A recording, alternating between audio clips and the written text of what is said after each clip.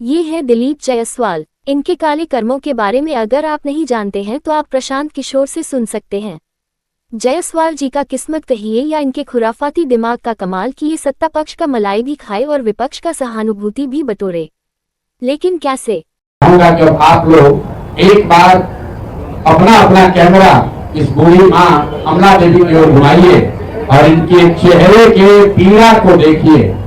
इनका बच्चा, इनके 6 बच्चे हैं और ये बहुत गरीब घर के लोग हैं। इनके पति महासाधारण छोटा मोटा व्यापार रोजी रोजगार करके अपना जीवन चलाते हैं, परिवार चलाते थे।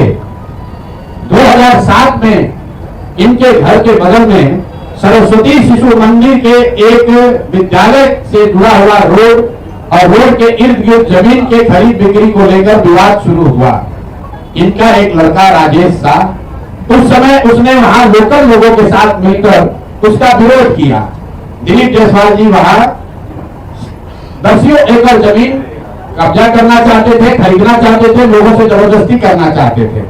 जैसा कि इन लोगों का कहना है कि इनके लड़के ने उसका विरोध किया, पहले उसको धमकी मिली, पीछे हटने की बात कही गई और फिर 2007 में एक दिन उसका एक दोस्त दुर्गा पूजा की तैयारी के नाम पर उसको घर से मोटरसाइकिल से बैठाकर ले गया, इन सब के सामने ले गया। और फिर इनको खबर मिलती है कि एक भीड़ ने उस बच्चे को, इनके बेटे को घेर कर पीटा है और इतनी बुरी तरह पीटा है कि वो ऑलमोस्ट मरणासन हो गए और उनको किसी सरकारी अस्पताल में नहीं ले जाया गया।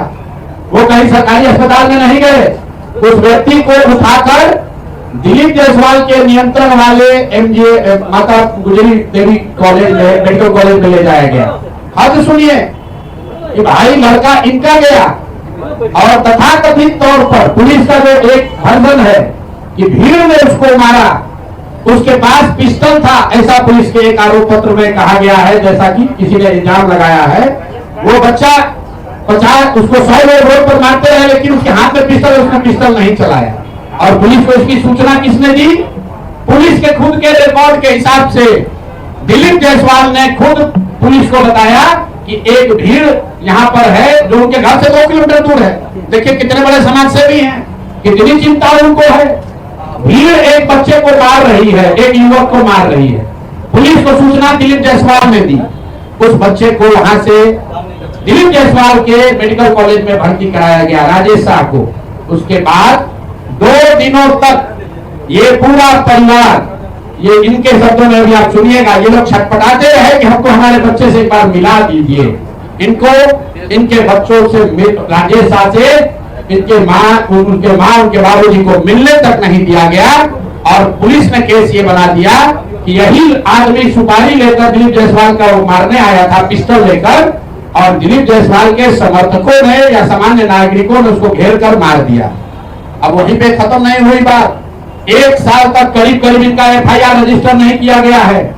उस जवान लड़के के मौत के सदमे से इनके पति, अमला देवी के पति और उस लड़के के बाप 2 बरस में बेड पर गिरकर उनकी मृत्यु हुई है। और तब से ये बूढ़ी माँ और ये बच्ची, उस व्यक्ति की बहन रीता जी, ये लोग तब से लड़ाई लड़ रहे हैं। हाई कोर्ट गए, मुख्यमंत्री के दरबार में गए, वहां से ऑर्डर हुआ इस पर तुरंत कार्रवाई की जाए। वहां का SP, अब नाम पिछली बार नहीं बताया था, आज बता रहा हूं, MK नायक, उसने MR नायक जो वहां के SP थे, उनकी पत्नी बजाता आज MBBS करके डॉक्टर हैं। जरा पता कीजिए कि इस केस के बाद वो डॉक्टर कैसे बन गए। उस केस का IO SK दुबे, नाम नोट कीजिए, मैं सीधा नाम बता रहा हूं। SK दुबे जो केस का IO था, रिटायर होने के बाद दिलीप जायसवाल के मेडिकल कॉलेज में चीफ सिक्योरिटी अफसर के तौर पर उसने बाकायदा काम किया। और आप कहते हैं कि आपका कोई इसमें भूमिका नहीं है, आपकी कोई भूमिका नहीं है, कोई देखने वाला नहीं है। ये लोग जब कहीं न्याय नहीं मिला तो मुख्यमंत्री के दरबार में आए। मुख्यमंत्री के यहाँ से DGP ने फोन करके SP को बताया कि भाई तुम इतना गलत काम कर रहे हो, तुम, इनके जो शब्द हैं कि तुम FIR नहीं रजिस्टर कर रहे हो। SP ने बुलाया और अभी आप सुनिएगा उस लड़की से, उस राजेश शाह की बहन से, कि SP अपने सामने इनको बैठाकर इनका जो वर्जन है कि किसी अपराधी को इतना मार रहा था ताकि ये डर जाए और फिर आकर कहा, जैसे आप पिक्चर में देखते हैं,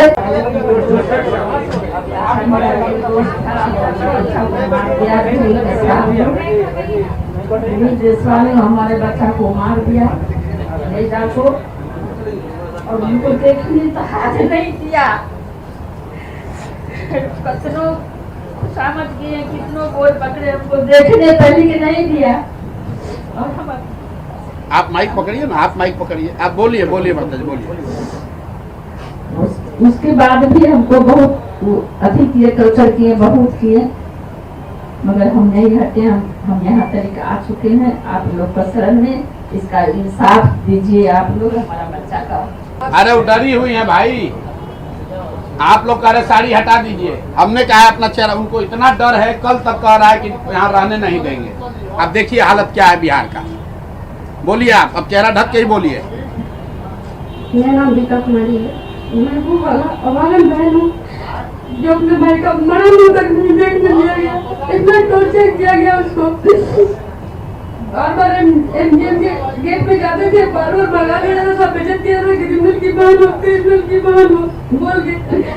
ना कोई मीडिया वाले मेरे साथ था, ना कोई राजनेता मेरे साथ थे, कोई भी मेरे साथ नहीं थे। और बहन के लिए डर डर के लोग सबके पास जा रही थी, सब बोल रहा था कि तुम्हारे भाई को मारेगा नहीं। अपने मेडिकल कॉलेज में इलाज करवा रहा था। उसके बाद मुझे सिर्फ लाश सौंप दिया गया पुलिस द्वारा।